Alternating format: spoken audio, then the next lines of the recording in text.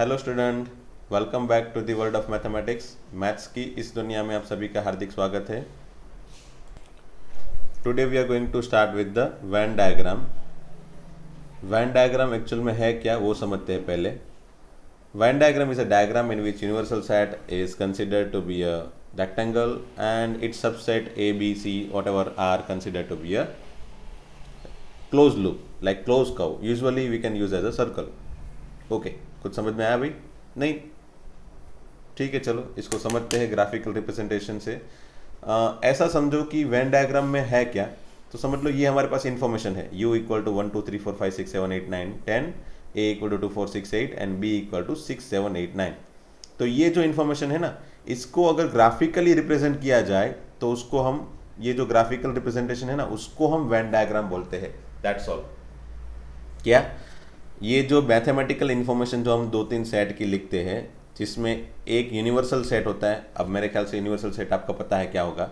ये जो basic set है वो सभी के एलिमेंट कंटेन करता हुआ एक बड़ा सेट है ना, ताकि ये सभी जो बेसिक सेट है वो इसके सबसेट बन जाए, है ना। We can write A subset U as well as B subset U, इस तरह का एक यूनिवर्सल सेट होगा।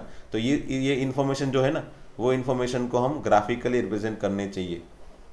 मेरे ख्याल से अगले वाले लेक्चर में मैंने पढ़ाया था, याद हो तो, कि यूनिवर्सल सेट में मैंने पूरे क्लास को ले लिया था। अब पूरे स्कूल को ले लिया यूनिवर्सल सेट को, यूनिवर्सल सेट के लिए। फिर ए बी सी डी अगर हमको सेट बनाना है तो हम लिख सकते भाई 11th वाले स्टूडेंट का सेट, फिर 12th वाले स्टूडेंट का सेट, 10th वाले स्टूडेंट का सेट। ये सभी अलग अलग बेसिक सेट हो गए, बट एक बड़ा सेट हो गया ना कि भाई स्कूल के अंदर जितने भी बच्चे हैं उसका एक सेट, तो वो हो जाता है यूनिवर्सल सेट। अब ये पूरी की पूरी इंफॉर्मेशन को मुझे अगर ग्राफिकली रिप्रेजेंट करना है तो I can use this by using this diagram. उसमें जो ये रेक्टेंगल बॉक्स है ना, उसको हम यू बोलेंगे, दैट इज यूनिवर्सल सेट।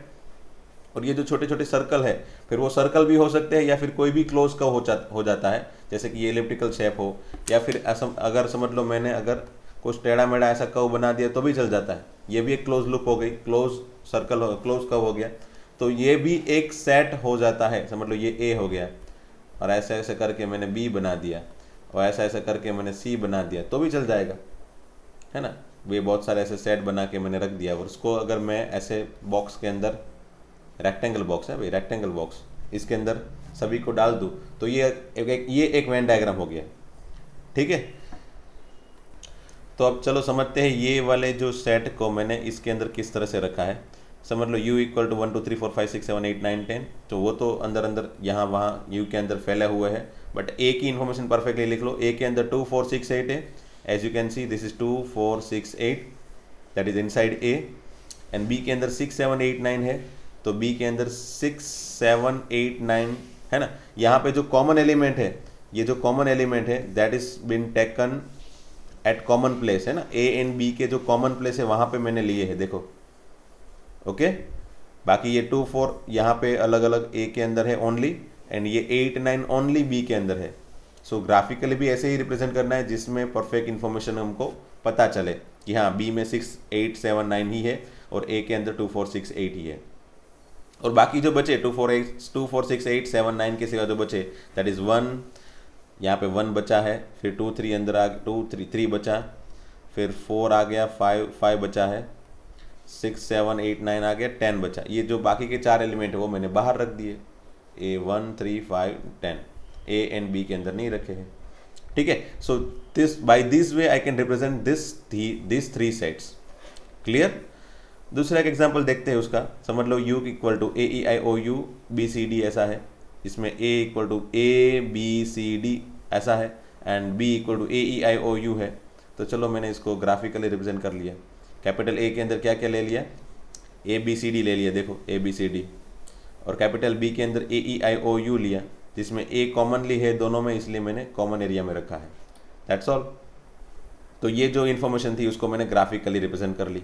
अब एक बार डेफिनेशन में वही एक बार पढ़ लेना, डेफिनेशन में वही लिखा है। It is a diagram in which universal set is represent usually by rectangle and its subset a and b, इस तरह के जो सबसेट रहते which can be represent by close curve, usually circle. Generally circle से हम generally उसको denote करते हैं, but can be use as any close curve. Okay, and Venn diagram को ये जॉन वेन ने फाइंड किया था इस पीरियड के बीच में। ठीक है, ये एक इंग्लिश लॉजिशियन था, लॉजिकली सब कुछ मैथमेटिकली समझाता था। एंड दूसरी भी इंफॉर्मेशन जो मैं दे दूँ तो लॉजिकल रीजनिंग जो है ना, इसके अंदर वेन डायग्राम का बहुत यूज़ है, बट डेफिनेटली वो तो मैथमेटिक्स के अंदर डायरेक्टली हम नहीं पढ़ने वाले हैं, ठीक है। So don't worry about logical reasoning, we just need to worry about set theory, और उसके अंदर वेन डायग्राम कैसे यूज होगा वो हमको समझना है। क्लियर? चलो आगे बढ़ते हैं। Okay, operation on sets. अब ऑपरेशन ऑन सेट्स क्या होता है? तो ऐसा समझो कि operation on number, operation on number क्या होता है? तो नंबर्स के बीच में ऑपरेशन करने हो तो हम क्या लिखते हैं भाई? चलो ये एक नंबर, ये दूसरा नंबर, तो इसके बीच में या तो एडिशन हो सकता है, या तो सब्ट्रैक्शन, या मल्टीप्लिकेशन, या डिवीजन, और by having this operation we get some answer, और वो जो आंसर आएगा वो भी एक नंबर ही आएगा ना। जैसे 2 + 3 5, 2 - 3 -1, 2 × 3 6, 2 / 3 that is 2/3, 0.6666 I think, okay वही होगा। एंड ये जो ऑपरेशन किया तो उससे कुछ ना कुछ आंसर मिला मुझे, है ना। तो इसी तरह से ऑपरेशन ऑन सेट्स के अंदर, मतलब दो सेट के बीच में, जैसे ये मतलब एक ये सेट है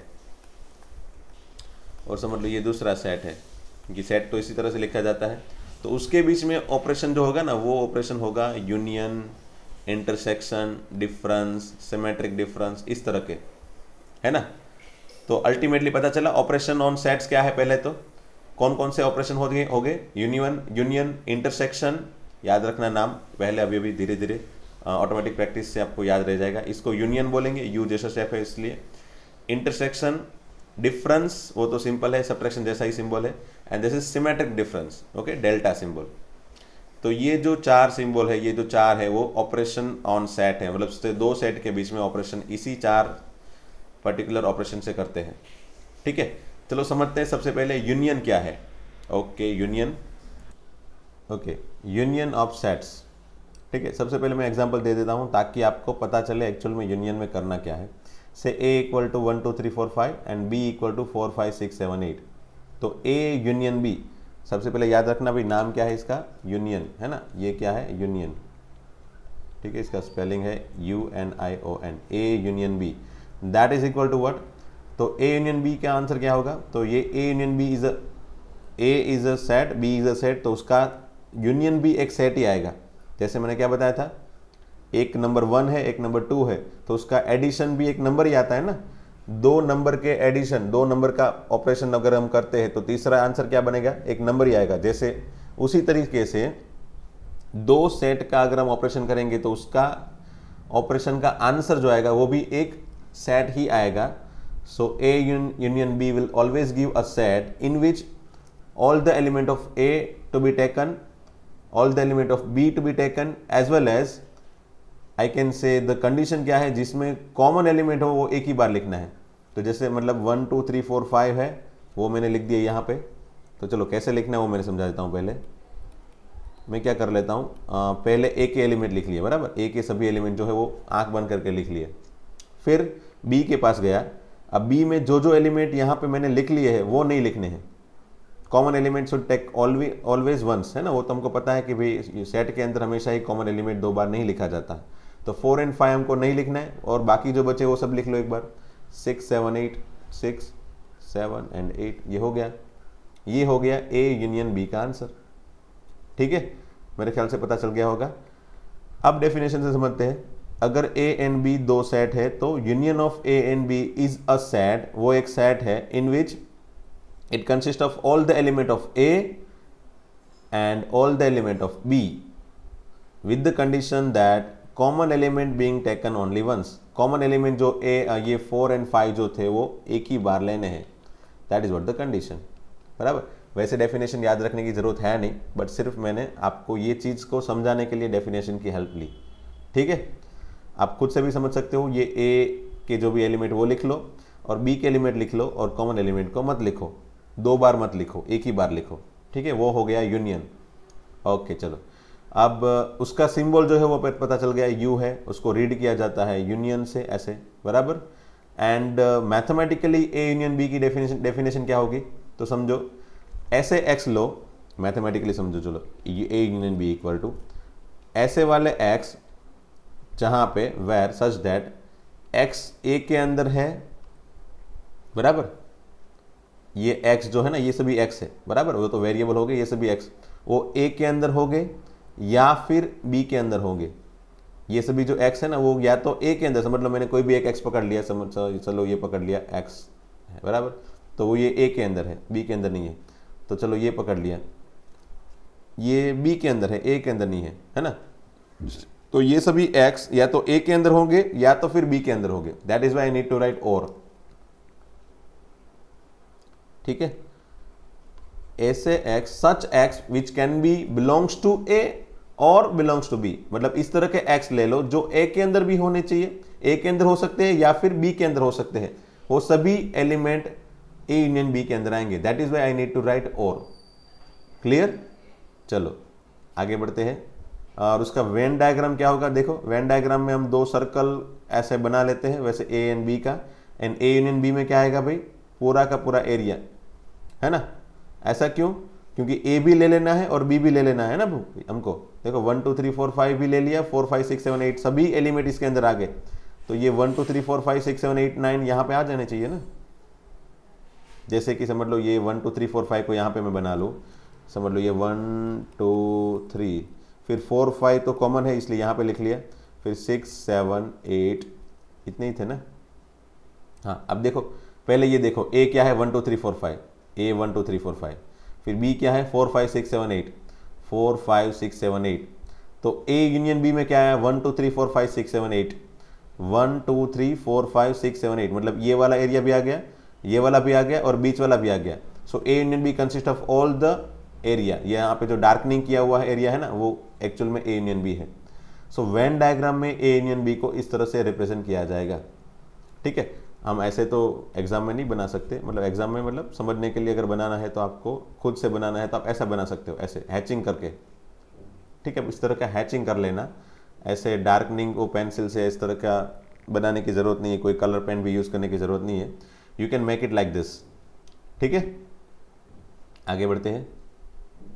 अब उसकी प्रॉपर्टी क्या है, तो इजी है। पहली प्रॉपर्टी देख लो, ए यूनियन बी बनाओ या फिर बी यूनियन ए बनाओ, ए का बी के साथ यूनियन बनाओ या फिर बी का ए के साथ यूनियन बनाओ, you will always get similar answer.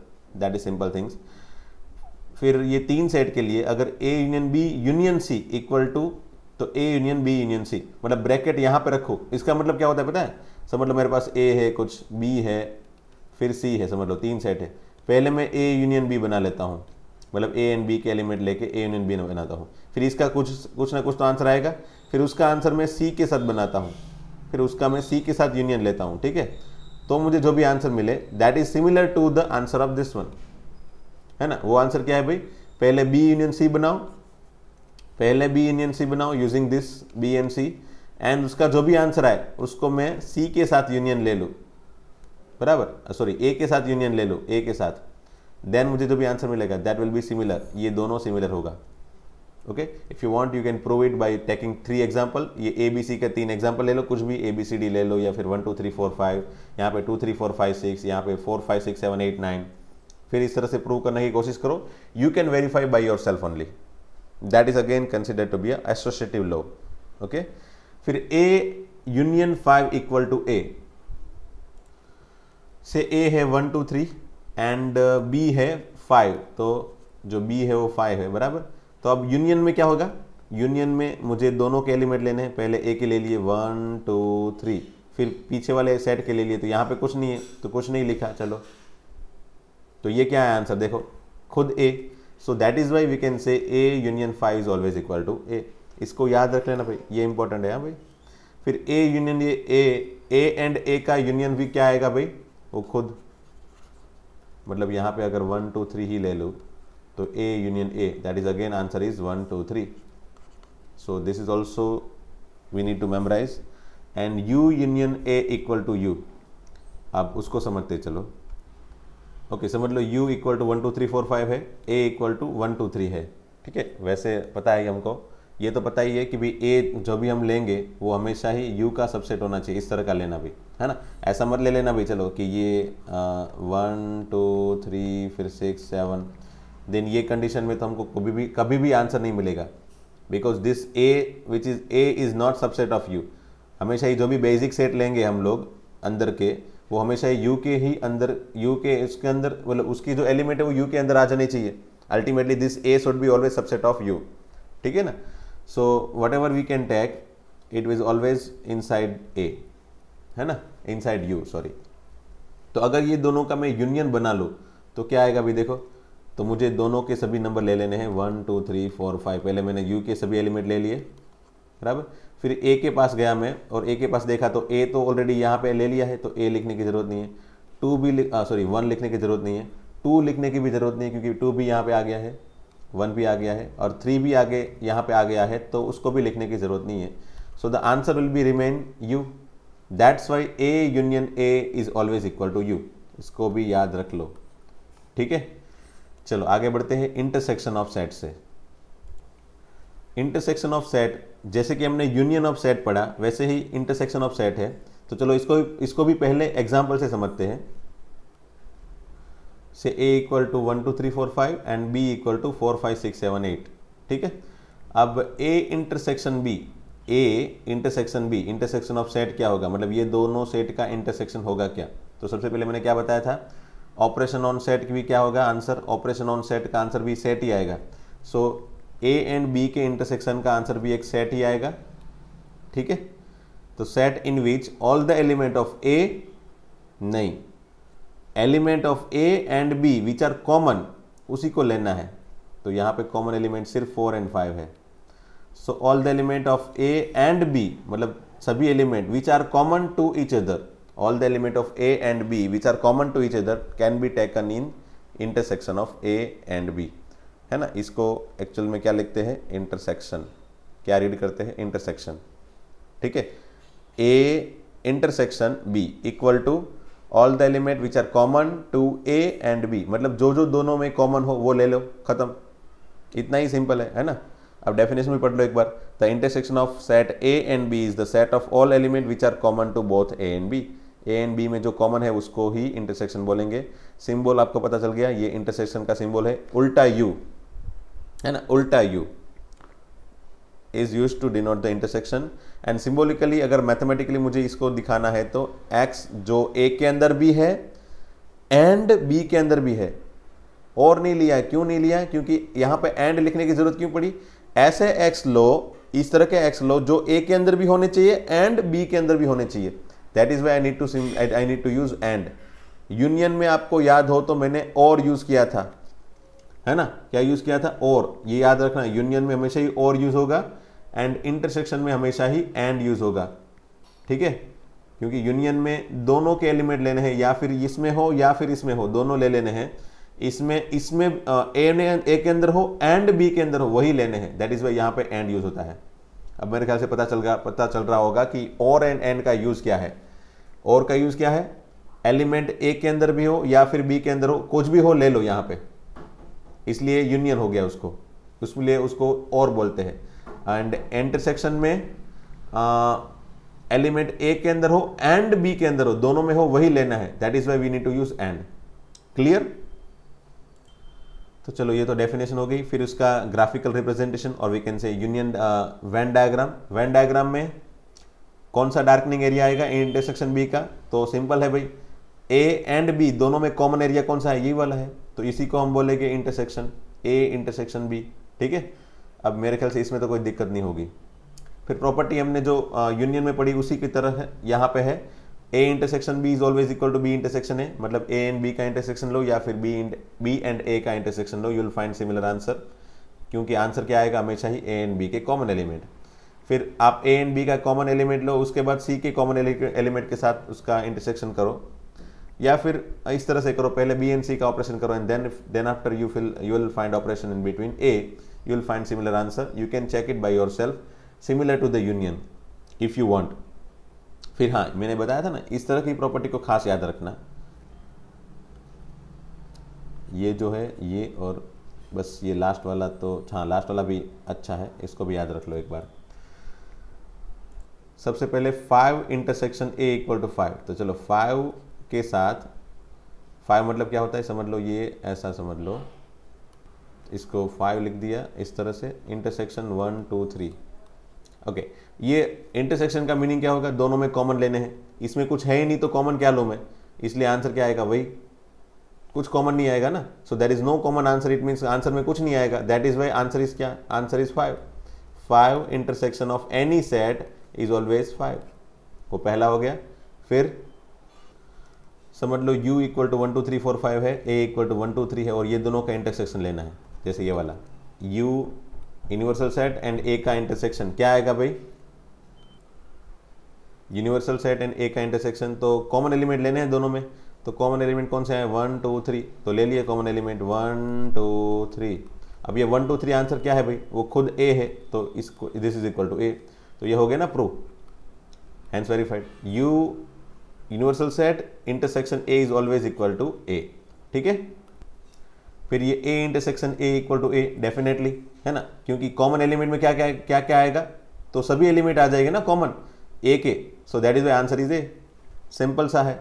फिर ये जो है वो जिसको डिस्ट्रीब्यूशन लॉ बोलते हैं, पहले चलो फिलहाल इसको याद रख लो, कैसे याद रखना है वो मैं बताता हूं।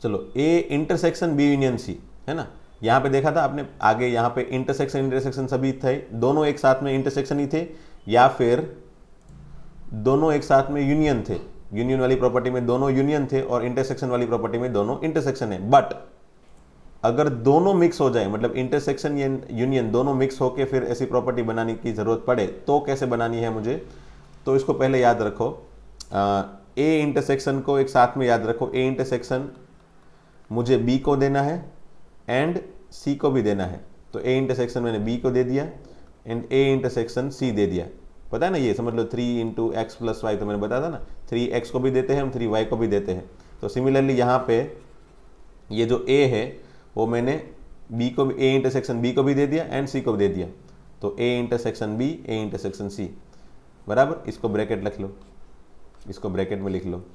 एंड अब सोचो ये दोनों इंटरसेक्शन आ गए, अब बीच में क्या आएगा, यूनियन। अब ऐसा समझो कि कभी कभी अगर यूनियन और इंटरसेक्शन में कभी कभी मिस्टेक हो जाए, या फिर अगर आप भूल जाओ कि बीच में क्या लिखना है और अंदर बाहर क्या लिखना है, तो ऐसा सोचो कि इंटरसेक्शन जो है ना वो बाहर था, ब्रैकेट के बाहर था, वो ब्रैकेट के अंदर आ गया, और ये यूनियन जो है वो ब्रैकेट के अंदर है, देखो ब्रैकेट के अंदर है, वो ब्रैकेट के बाहर आ गया, सो जो अंदर है वो बाहर आ गया, बाहर है वो अंदर आ गया। By this way you can create similar property like this, A union समझ लो ऐसा है, बी इंटरसेक्शन, मैंने क्या बताया था, अगर इंटरसेक्शन एंड यूनियन दोनों अलग अलग चीजें हैं ब्रैकेट के अंदर बाहर, तो प्रॉपर्टी कैसे बनानी है, तो पहले ए यूनियन बी, पहले बी लिखो फिर सी लिखो, ए यूनियन सी, मैंने क्या बताया, ए यूनियन को बी को दे दो, ए यूनियन को सी को दे दो और उसको ब्रैकेट दे दो, चलो फिर जो अंदर है वो बाहर, बाहर है वो अंदर, ऐसा समझ के अंदर यूनियन आ गया तो बाहर क्या आएगा, इंटरसेक्शन। अब देख सकते हो ये जो अंदर, ये बाहर था वो अंदर आ गया, और ये जो अंदर है, ठीक है, वो बाहर आ गया, ठीक है। So by this way you can easily create this property, है ना। और एक छोटी सी नोट समझ लो, if A and B are two set such that A intersection B equal to 5, then A and B are called in disjoint set. मतलब अगर दो सेट के इंटरसेक्शन का आंसर अगर 5 आ जाए तो हमेशा ही वो डिसजॉइंट सेट होते हैं, जैसे कि समझ लो a equal to 1 2 3 and b equal to say 5 6, तो ये दोनों के बीच में कोई कॉमन एलिमेंट है क्या, नहीं है, तो a इंटरसेक्शन b का आंसर क्या आएगा भाई, there is no common element, hence a intersection b का आंसर तो 5 ही आएगा ना। अल्टीमेटली आप अगर वेन डायग्राम से भी बनाओ तो ये 1 2 ये 3 है, यहाँ पे 5 6 है, there is no common element, that is why we can say ये दोनों तो अलग अलग सेट है, इसलिए इसको डिसजॉइंट सेट बोलते हैं, जॉइंट हुआ ही नहीं इसके बीच में, so that is why it is called as disjoint set. तो डिसजॉइंट सेट की डेफिनेशन भी आ गई एज अ नॉट, ठीक है, जब भी दोनों का इंटरसेक्शन 5 हो तब, okay okay. Now let's have difference of set, चलो इसको हम नेक्स्ट लेक्चर में पढ़ते हैं, क्योंकि फिर ये पढ़ेंगे और उसके बाद सिमेट्रिक डिफरेंस सेट भी पढ़ेंगे, तो फिर वो ज़्यादा बड़ा लेक्चर हो जाएगा। सो चलो पहले एग्जांपल देखते हैं थोड़े, ताकि आपको पता चले इसमें क्या करना है। Okay, example number 12, NCERT book का जो एग्जांपल 12 है वो a equal to 2 4 6 8 and b equal to 6 8 10 12, so what is a union b। तो कैसे फाइंड करते हैं हम यूनियन को, मैंने क्या बताया था, पहले a के सभी एलिमेंट लिख लो 2 4 6 8, ठीक है, मैंने सभी एलिमेंट ए के लिख लिए। फिर बी के पास गया, 6 के पास गया, लिखना है क्या? नहीं लिखना है, ऑलरेडी लिख लिया है तो उसको मिटा दो। फिर 8 के पास गया, वो भी है, उसको भी मिटा दो। फिर 10 के पास गया, वो है नहीं है तो लिख लो। 12 वो भी नहीं है तो उसको भी लिखो। So that is what the answer of A union B, that's all. Common element जो है ना वो एक ही बार लिखने हैं, बाकी ए एंड बी के सभी एलिमेंट आ जाने चाहिए, ठीक है। फिर यहाँ पे A union B equal to A prove करना है। Let's save A union B. पहले क्या बताया था मैंने? ए के सभी एलिमेंट लिख लो, ए ई आई ओ यू। फिर मैं बी के पास गया, ए है, हाँ है, सो देन डिलीट इट। आई है, हाँ है, तो इसको भी नहीं लिखना है। यू भी है, इसको भी नहीं लिखने की ज़रूरत नहीं है इसको भी। तो फाइनली मेरे पास बी के तो कोई एलिमेंट डायरेक्टली लिखने की ज़रूरत है ही नहीं, क्योंकि सभी ए के अंदर आ गए थे। दैट इज वाई उसका यूनियन क्या आ गया? ए, है ना। ये एक प्रॉपर्टी भी थी, याद है तो, यूनियन ऑफ ए। चलो नहीं ये प्रॉपर्टी नहीं है, वो तो 5 के लिए और यूनियन के लिए है, ठीक है। चलो हाँ, बस तो इसमें आप देख सकते हो A union B equal to this one. But एक प्रॉपर्टी अलग से आप अगर बनाना चाहो तो बना सकते हो। वो कैसे? जैसे अगर आपको पता चला यहाँ पे क्या कि बी सबसेट ए है, देखो, है ना, बी के सभी एलिमेंट ए के अंदर है, तो बी सबसेट ए हुआ ना। तो whenever B subset A we can write this things. Whenever B subset A we always can say A union B equal to A, and A intersection B बनाओगे तो वो बी आ जाएगा जब भी बी सबसेट ए हो तो तब, है ना।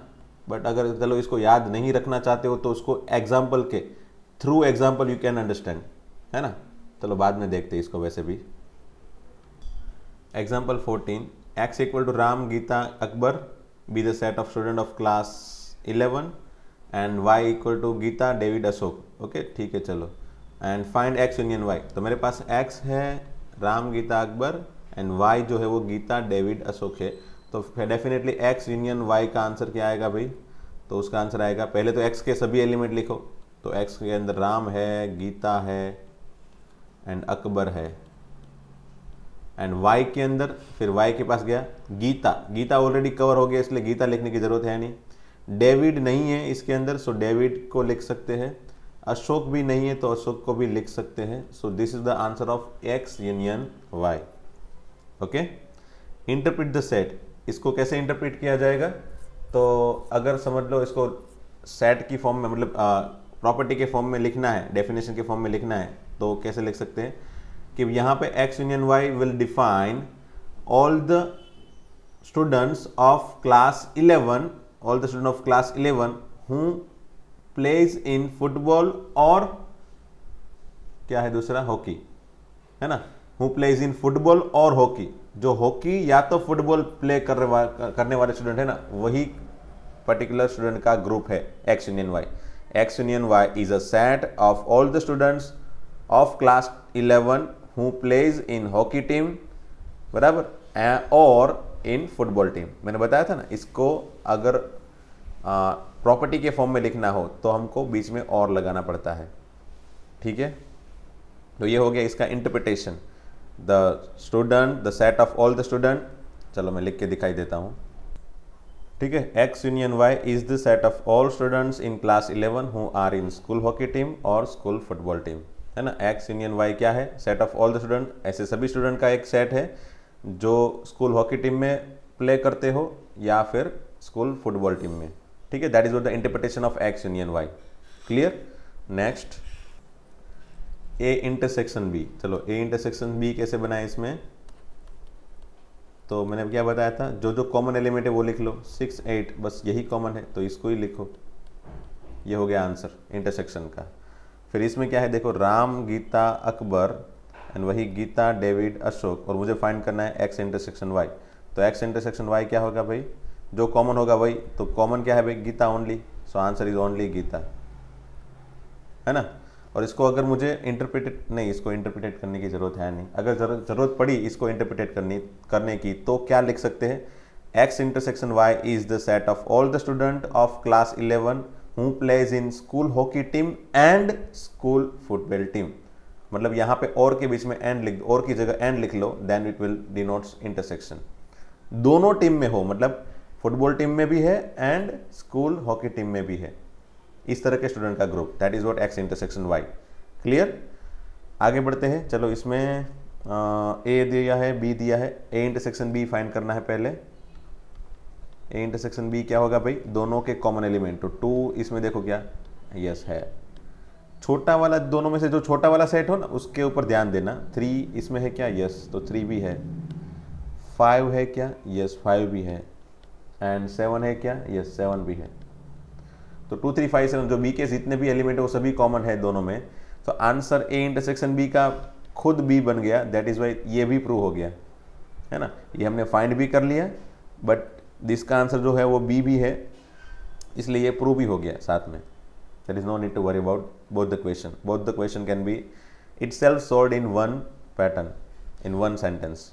ओके, कोई बात नहीं। चलो ओके, डिफरेंस का तो हमने बाकी रखा था, इसको बाकी रखना। 18 19 एक्सरसाइज 1.4 के क्वेश्चन देख लेते हैं। चलो थोड़े बहुत क्या लिखा है? Union of each of the following set. चलो एक्स यूनियन वाई क्या होगा? पहले में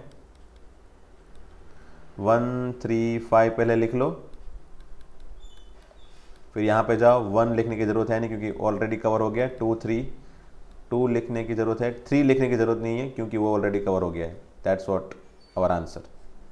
फिर ए यूनियन बी का आंसर क्या होगा? देखो इसमें ए ई आई ओ यू पहले लिख लो, ए ई आई ओ यू, फिर यहाँ पे जाओ। A already cover, B C, yes हो गया, ठीक है। फिर यहाँ पे जाओ, देखो ए यूनियन बी इसमें बनाओ। तो पहले ए में क्या लिखा है? X is a natural number multiple of 3, मतलब 3 के मल्टीपल हो वो, 3 6 9 12 ये सभी। डैश डैश डैश का मीनिंग क्या हुआ? इसमें बताया नहीं है कहाँ तक लेना है, तो हमने इनफाइनाइट तक ले लिए, ठीक है। फिर यूनियन, ये हो गया ए। यूनियन वाई बी क्या होगा? X is a natural number less than 6, तो 6 से छोटे वाले सभी नेचुरल नंबर लेने हैं। तो 1 2 3 4 5 6 नहीं लेना है क्योंकि लेस देन 6 बोला है, लेस देन इक्वल टू नहीं बोला है। Now if you want to find union of this one, what we get as an answer? तो 1 2 3 4 5 1 2 3 4 5, फिर 3 तो कवर हो गया है, 6 कवर नहीं हुआ है, 9 12 ये सभी, फिर आगे 12 के आगे क्या आएगा? 15 18, फिर डैश डैश कर लो। तो उसका मीनिंग होगा कि ये लास्ट के जो 3 4 डिजिट है ना वो सभी 3 3 के गैप में है, तो यहाँ पे भी आगे सभी नंबर 3 3 के गैप में आएंगे। So by this way we can find the answer of A union B. देखो 1 2 3 4 5 पहले मैंने लिख लिया, फिर इसमें 3 कवर हो गया तो 3 तो लिखने की जरूरत पड़ी नहीं। फिर 6 9 12 सभी नंबर मैंने ऑलरेडी यहाँ पे थे, वो सभी यहाँ पे लिखे। And as we note that ये सभी नंबर 3 3 के गैप में है, तो डैश डैश डैश करने से ये आगे के 3 4 डिजिट के जो 3 3 गैप है वही ये फॉलो करेगा, इसकी पैटर्न फॉलो नहीं करेगा, है ना भाई। तो ये दोनों के नंबर मैंने यहाँ पे लिख लिए, वो खास नोटिस करना भाई, ओके। फिर ये नेक्स्ट क्वेश्चन 4th में, x is a natural number and 1 less than, ये क्या है? ये इक्वल है। चलो तो नेचुरल नंबर है इसलिए 1 से चालू करके आगे, बट 1 नहीं लेना है तो कहाँ से चालू करेंगे? 2 3 4 5 6 लेना है, हाँ लेना है क्योंकि इक्वल टू है। यूनियन बी क्या है भाई? B is again natural number in between 6 to 10, तो 6 and 10 के बीच में सभी नेचुरल नंबर, और 6 नहीं लेना है, 7 8 9 10 भी नहीं लेना है। Now if you want to find the union of this, then 2 3 4 5 6 7 8 9, this is the answer. Clear? फिर ये नेक्स्ट क्वेश्चन, ये ए है 1 2 3 एंड बी जो है वो क्या है भाई? 5 को सम ऐसे लिख के चलो रख देते हैं। तो अब ये दोनों का यूनियन क्या होगा? तो 1 2 3, और पीछे वाले सेट में कुछ है ही नहीं, तो फिर दोनों में जो जो है वो सभी लिख लेने हैं, और कुछ नहीं है तो कुछ नहीं लिखा, कोई बात नहीं। तो आंसर इज 1 2 3 ओनली, ठीक है, क्योंकि मैंने सभी एलिमेंट लिख लिए हैं दोनों सेट के, और यहाँ पे कुछ नहीं था तो कुछ नहीं लिखा, बाकी सब कुछ लिख लिया मैंने दोनों सेट के बीच में जो भी है वो। सो द आंसर इज 1 2 3 ओनली, ठीक है। क्वेश्चन 2 देखो। चलो अब मैं थोड़ी बहुत हिंट दे देता हूँ अगर क्वेश्चन इजी है तो। Let A equal to A B and B equal to A B C, is A subset B? तो हाँ, A B, A capital A के सभी एलिमेंट कैपिटल बी के अंदर है, that is why I can say yes A subset of B. और what is A union B? Definitely find कर सकते हो, दोनों का यूनियन ए बी सी हो जाएगा, that you can find by yourself also. फिर if A and B are two set such that A subset B, then what is A union B. तो इसको अगर आंसर के form में बनाना है तो फिर क्या सोचो, एक आध एग्जाम्पल ले लो। लेट ए इक्वल टू से 1 2, ऐसा एग्जाम्पल लो ताकि ये वाली कंडीशन होल्ड हो जाए। हाँ भाई 1 2 3 ओके, होल्ड करेगा ना भाई, ये ए 1 2 ये 1 2 3 के अंदर है तो ए सबसेट भी होल्ड हो गया। Now if you want to find A union B what we get, देखो दोनों का यूनियन करोगे तो आंसर क्या आएगा 1 2 3, डेफिनेटली आ गया ना सभी एलिमेंट 1 2 3, जो कॉमन थे वो नहीं लिखे, बाकी सब 1 2 3 आ गया। And that is equal to you can see B. So finally answer क्या बन गया, if A subset B then what is A union B, that is equal to B. ये आंसर है ना। तो अगर मैंने बताया ना, अगर इस तरह की कोई चीज़ें है और उसका फॉर्मूला यहाँ पे मतलब इसकी यहाँ पे ब्लैंक लिख के छोड़ दिया है और यहाँ पे आंसर लिखना है तो कैसे लिख सकते हो, तो यू कैन टेक एग्जाम्पल, एक एग्जाम्पल लिख लो और उसके बेस से जो भी आंसर बने based on that you can put your answer over here. ठीक है, ये 1 मार्क्स में क्वेश्चन हो सकता है और वो भी ऑब्जेक्टिव में या फिर एमसीक्यू के फॉर्म में भी आ सकता है। ठीक है, फिर अब मेरे ख्याल से ये सब समझाने की मुझे ज़रूरत नहीं पड़ेगी। A union B, A and B का यूनियन फाइंड करो, ए एंड सी का यूनियन फाइंड करो, ए एंड डी का, बी एंड सी का, you can find union of all the things. And चलो मैं ये एक दिखा देता हूँ, ये वाला एक दिखा देता हूँ क्योंकि 3 सेट वाला यूनियन एक साथ में हमने नहीं देखा। तो A union B union C, तो पहले मैंने ए के सभी एलिमेंट लिख लिए, चलो 1 2 3 4। ठीक है, फिर बी के पास गया मुझे, चलो 3 4 5 6, तो 3 तो ऑलरेडी कवर हो गया है, 4 कवर हो गया है तो इसको लिखने की ज़रूरत नहीं है, 5 6 लिख लिया। चलो फिर सी के पास गया मैं, 5 कवर हो गया है, 6 कवर हो गया है, no need to write, 7 8। So this is the answer of A union B union C. ठीक है, similarly you can find this one also. Now question 5 में क्या है, find the intersection of each pair of set of question 1। और question 1 में सब जो भी क्वेश्चन वो यहाँ पे लिख लिए हैं, मुझे इंटरसेक्शन फाइंड करना है, x intersection y, a intersection b। अब मेरे ख्याल से आपको दिक्कत होगी नहीं, इंटरसेक्शन में भी कॉमन एलिमेंट लिख लेने हैं, जैसे यहाँ पे 1, यहाँ पे common element a, only a है ना, ओनली a। फिर यहाँ पे भी मैंने जो सेट बनाया था उसके बेस से आप बना लेना, ट्राई करना। यहाँ पे क्या आएगा इंटरसेक्शन, एक है 1 2 3 और एक है 5 मतलब कुछ नहीं, तो दोनों में इंटरसेक्शन क्या हुआ, तो कुछ कॉमन है ही नहीं, सो आंसर इज अगेन 5।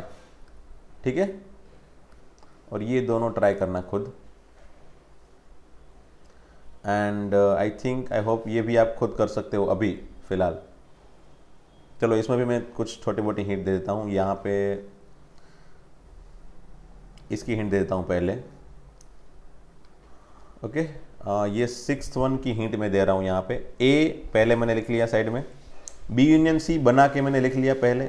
ठीक है, अब मुझे A and B union C का इंटरसेक्शन करना है, तो A intersection B union C, A intersection B union C, मतलब ये दोनों के बीच में कॉमन एलिमेंट लिखने हैं।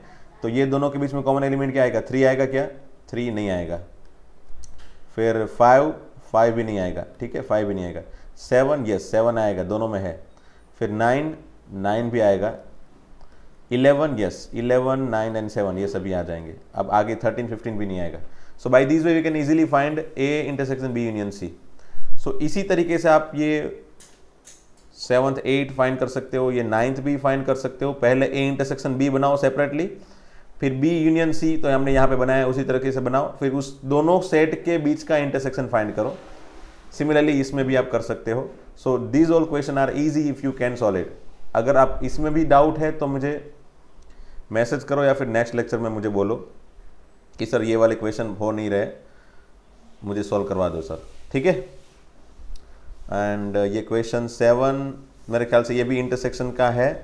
पहले इसको ए बी सी डी को पहले सेट लिस्टिंग फॉर्म में लिख दो, जैसे x is a natural number तो 1 2 3 4 5 ऑल 6 ऑल दिस नंबर बना देता हूँ। चलो एक बार ओके, अब मैं फटाफट से इसका आंसर बोल देता हूँ। चलो ए इंटरसेक्शन बी, तो ए एंड बी के कॉमन एलिमेंट, हाँ सबसे पहले तो ये क्या लिखा था, x is a natural number 1 2 3 4 5 6 7 up to infinite, even natural number 2 4 6 8 up to infinite, odd natural number 1 3 5 7 up to infinite, prime number तो प्राइम नंबर 2 3 5 7 11 13 15 17 19 23 29 31। ये सभी जनरली ऑड नंबर ही हो गए, बट सभी ऑड नंबर नहीं हो गए, जैसे कि 15 है तो 15 ऑड नंबर है बट वो प्राइम नहीं है, तो सिर्फ प्राइम नंबर लेने हैं बट वो ऑड नंबर तो हो गई। ठीक है, इतना चलो लॉजिक याद रखो सिर्फ। अब बनाओ चलो ए इंटरसेक्शन बी, तो ए एंड बी के कॉमन एलिमेंट कौन कौन से आएंगे भाई? ए तो पूरा का पूरा नेचुरल नंबर है, सो इसमें तो सब कुछ आ गया, सिर्फ मुझे कॉमन एलिमेंट लेने हैं। तो 2 4 6 8 ए के अंदर है क्या? Yes, so I can make common of this, मैं ये सभी एलिमेंट को कॉमन बना सकता है ना, 2 4 6 ये सभी इसके अंदर है। सो ए इंटरसेक्शन बी का आंसर तो मेरे ख्याल से बी बनना चाहिए। फिर ए इंटरसेक्शन सी का आंसर भी सी बनना चाहिए, देखो क्योंकि ए एंड सी के बीच में ये सभी नंबर कॉमन आएंगे, 1 इसमें है, 3 इसमें है, 5 है, 7 है, so the common element is 1 3 5 7, so the answer itself C. ठीक है, फिर ए इंटरसेक्शन डी का आंसर, ए एंड डी के कॉमन एलिमेंट अगेन ये डी के सभी एलिमेंट ए के अंदर तो है ही, सो द कॉमन आंसर लेना है तो फिर ये 2 3 5 7 ये सभी कॉमन तो आ जाना ही चाहिए, तो इसका आंसर भी डी आ गया। चलो इसका आंसर डी आ गया। फिर B intersection C, B and C का इंटरसेक्शन क्या आएगा? कोई भी एलिमेंट कॉमन नहीं होगा, सो आंसर इज 5। फिर B intersection D, B and D का इंटरसेक्शन सिर्फ कॉमन एलिमेंट 2 ही आएगा, है ना, सिर्फ 2 कॉमन एलिमेंट आएगा, तो answer is only 2। And C intersection D, C and D का इंटरसेक्शन खास ध्यान रखना, सी एंड डी का इंटरसेक्शन क्या होगा? तो देखो ये 1 एंड 2 के सिवा जो एलिमेंट है ना वो सब कॉमन है, 3 5 7 11, बट यहाँ पे क्या है? यहाँ पे 9 है, 11 है, 13 है, 15 है, बट यहाँ पे 11 13 17 19, तो आप नोटिस करो ये 13 कॉमन है, 5 7 11 ये सभी इसके अंदर तो है ही, 13 भी इसके अंदर है, 17 भी इसके अंदर तो होगा ही, बराबर, 19 भी इसके अंदर होगा, 23 भी इसके अंदर होगा, 29 भी इसके अंदर होगा। सो इट मीन्स व्हाट कि सभी एलिमेंट इसके अंदर है। सो आंसर क्या होगा इसका? ये पूरे के पूरे एलिमेंट सभी ये जितने भी है ना वो सब एक्सेप्ट 2 नहीं आने का। तो मैं क्या बना सकता हूँ एज एन आंसर कि भाई 3 5 7 11 13 17 ये सभी नंबर है ना, डैश डैश डैश कर दूंगा मैं फिर आगे, यहाँ पे 19 23 29 ये सभी प्राइम नंबर हो गए इसके answer, then dash dash dash dash, है ना। तो ये हो गया अपना नेक्स्ट क्वेश्चन। फिर which of the following pairs of sets are disjoint, तो चलो इसको समझते हैं पहले फटाफट से। तो पहले मैंने इसको ए लिख लिया 1 2 3 4 और इसको लिख लिया बी, क्या है नेचुरल नंबर 4 से 6 के बीच में 4 एंड 6 लेना है, तो 4 5 6 बराबर। ए इंटरसेक्शन बी, मुझे डिसजॉइंट सेट है या नहीं है वो फाइंड करने के लिए मुझे ए इंटरसेक्शन बी फाइंड करना पड़ेगा। अगर इंटरसेक्शन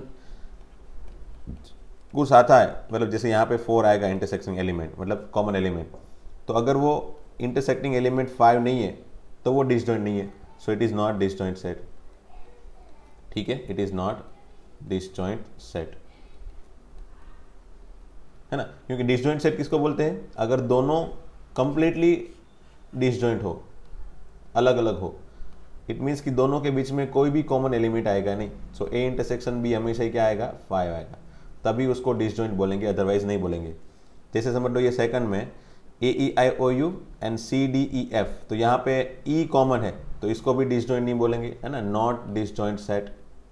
ठीक है, फिर थर्ड में देखो, तो थर्ड में सभी इवन इंटीजर पहले है और बाद में सभी ऑड इंटीजर है। तो इवन इंटीजर मतलब 2 4 6 8 up to infinite and odd integer मतलब 1 3 5 7 एंड अप टू इनफाइनाइट। तो कोई कॉमन एलिमेंट आएगा क्या इसमें?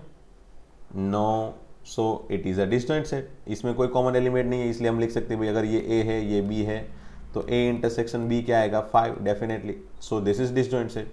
तो ये डिसजॉइंट सेट है। ठीक है,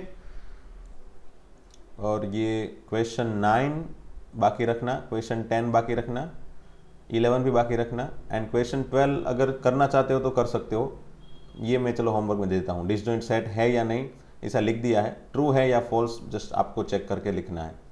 ठीक है, तो आई होप कि ये वीडियो थोड़ा तो बड़ा बन गया है डेफिनेटली, बट बनाना पड़ा मुझे क्योंकि मैंने थियोरेटिकल पोर्शन ही 25 मिनट का बना दिया था, और अगर थियोरेटिकल पोर्शन के साथ मैंने अगर क्वेश्चन नहीं करवाया होता तो मे भी थोड़ा बहुत डाउट रह जाता। सो आई होप कि ये थोड़ा वीडियो बड़ा है बट आपको समझ में आ गया होगा। ठीक है, चलो थैंक यू वेरी मच दोस्तों, मिलते हैं फिर नेक्स्ट लेक्चर में।